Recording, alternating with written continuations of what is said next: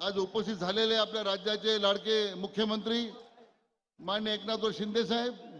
आमचे नेते आणि राज्याचे लाडके उपमुख्यमंत्री माननीय देवेंद्रजी फडणवीस साहेब,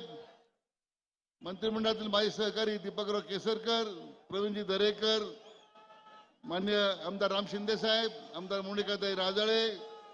त्याचप्रमाणे माजी मंत्री मान्य शिवाजीराव कर्डिले, अरुण काका, संग्राम भैया जगताप,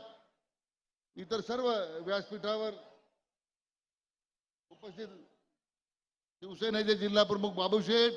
नगर शहराचे जिल्ह्याचे भाजपचे अध्यक्ष अभयजी आगरकर, जिल्ह्याचे अध्यक्ष